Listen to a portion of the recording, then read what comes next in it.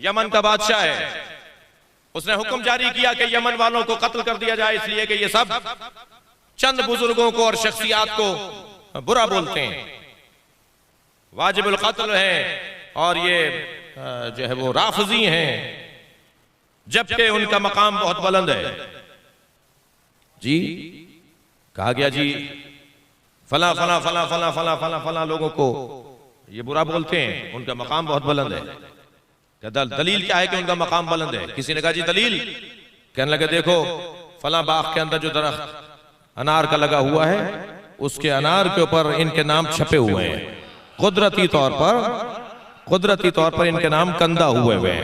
अगर अल्लाह इनसे प्यार ना कर रहा होता, अगर अल्लाह के नजदीक इनका मकाम नहीं होता तो ये दरख्त अनार के ऊपर इनके नाम लिखे हुए हैं।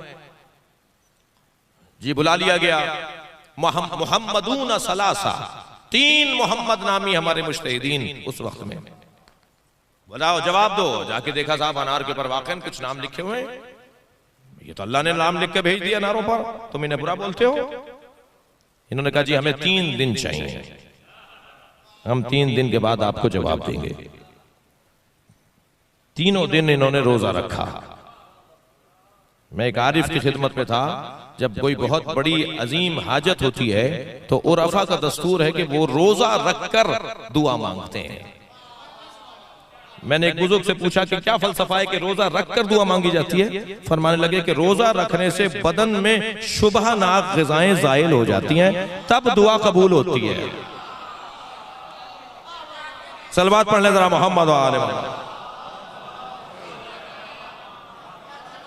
जी बाज़ औक़ात हमारी दुआएं कबूल ना होने का एक वजह ये होती है जी असर ही नहीं हो रहा ज़बान के अंदर, तो वो बदन से ज़ाइल हो जाना चाहिए वो तमाम शुबहनाक ग़िज़ाएं। तो ये 3 दिन उन्होंने रोजा रखा और तीसरे दिन जब ये रोजा इनका तमाम हुआ, मुनाजात की, मौला को पुकारा, मौला मदद कीजिए, हम आपके गैबत के अंदर हैं, आपके चाहने वाले हैं।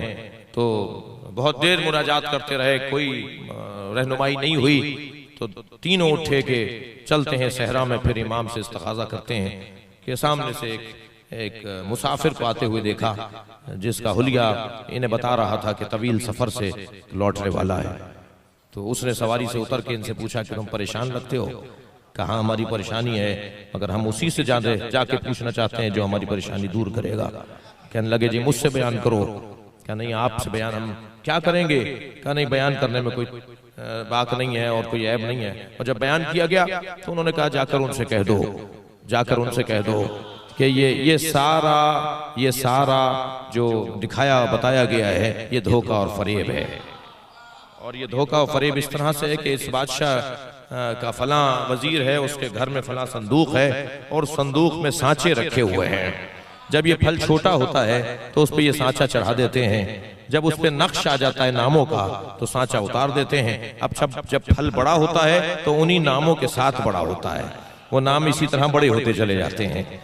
तो जाकर फला जगह, और ऐसे जब जाकर देखा गया तो वहां से संदूक में से वो सांचा निकला जी, जो चढ़ाया जाता था फलों के ऊपर, और इस तरह से।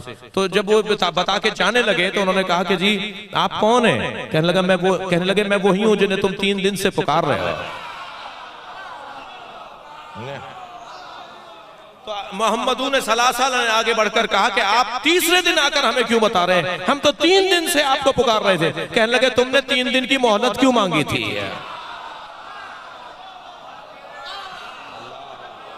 सलावत पढ़े मोहम्मद व आले मोहम्मद।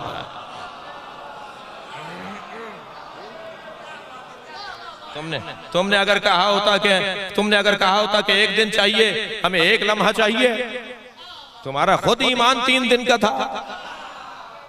तुम मुझे 3 दिन बाद चाहते थे, मैं 3 दिन बाद आ गया। सलावत पढ़ ले मोहम्मद व आले मोहम्मद।